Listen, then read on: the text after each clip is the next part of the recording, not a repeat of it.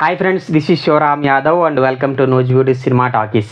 Friends, ఈ వీడియోలో మీకు నేను ప్రభాస్, దీపికా పదుకొనే మరియు అమితాబ్ బచ్చన్ నటించిన కల్కి 2898 AD మూవీ యొక్క రివ్యూ చెప్తానండి. ఈ మూవీ యొక్క లెంగ్త్ వచ్చేసి సుమారుగా 3 hours అనమాట. వైజయంతి మూవీస్ బ్యానర్పై అశ్విని దత్, ప్రియాంక దత్ మరియు స్వప్న దత్ నిర్మించారండి. డైరెక్టర్ వచ్చేసి నాగ్ అశ్విన్ అనమాట.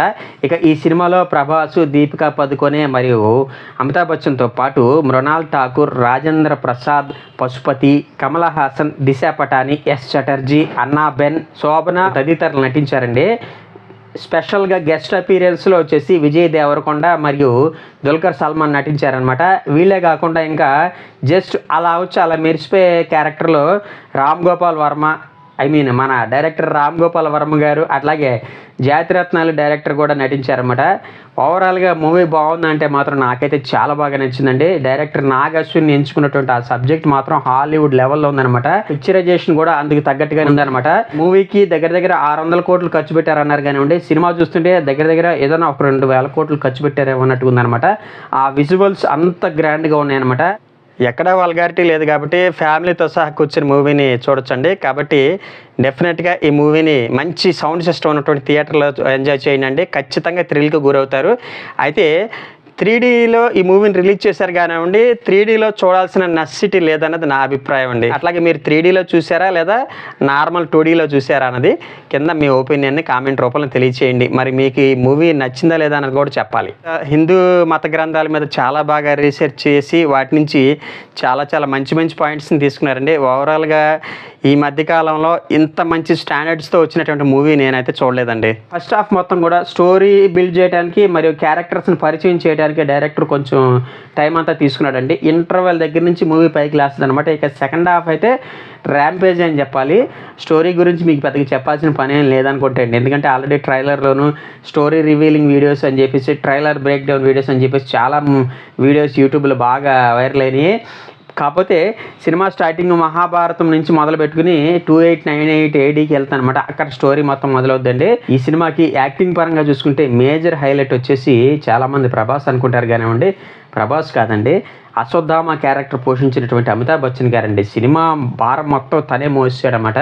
స్టార్టింగ్లో కొంచెం ప్రభాస్ గారితో ఇంట్రడక్షన్ ఇచ్చుకుని అలా మూవీని కొంచెం ఫన్ జనరేట్ చేశారు కానివ్వండి. మెయిన్ యొక్క సీరియస్ సబ్జెక్ట్లోకి ఎంటర్ అయినప్పుడు అశ్వత్థామ కనపడతాడనమాట. ఇంటర్వెల్కి ఒక 20 నిమిషాలు ఉన్నానుగా అక్కడి నుంచి అశ్వత్థామ క్యారెక్టర్ ఎంటర్ అవుద్ది. అక్కడి నుంచి చివరి వరకు కూడా లీడ్ రోల్ ఆయనే అని చెప్పాలండి. ప్రభాస్ అభిమానులకి ఇది కొంచెం చేదు వార్త అయినా సరే తప్పదండి.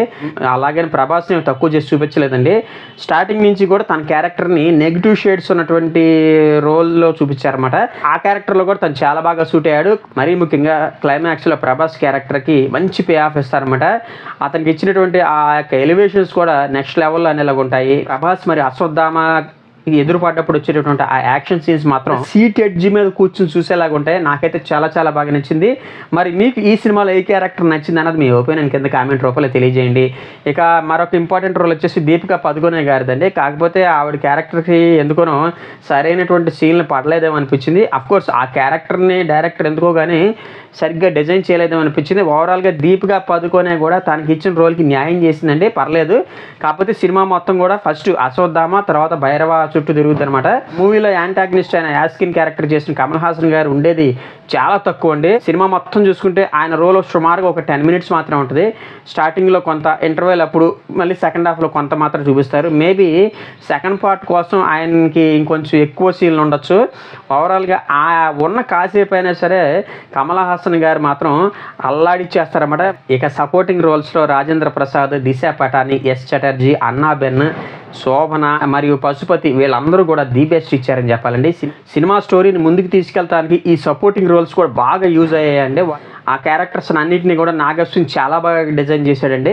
ఇక టెక్నికల్ డిపార్ట్మెంట్ విషయానికి వస్తే సంతోష్ నారాయణ ఇచ్చినటువంటి పాట ఏదో ఒకటి ఉన్నట్టుంది మూవీలో, అదైతే పర్లేదు కానివ్వండి. ఈ సినిమాకి ఉన్నటువంటి మేజర్ మైనస్ బీజిఎం అనే చెప్పాలండి. సంతోష్ నారాయణ గారిని కాకుండా ఇంకా ఏ తమన్నో లేదంటే అజనీష్ లోక్నాథ్ లాంటి వాళ్ళని పెట్టుంటే మాత్రం బీజిఎం ఇంకా బాగా వచ్చుండేదేమో. ఓవరాల్గా బీజిఎం అయితే నాకైతే అంత ఏం అనిపించాల.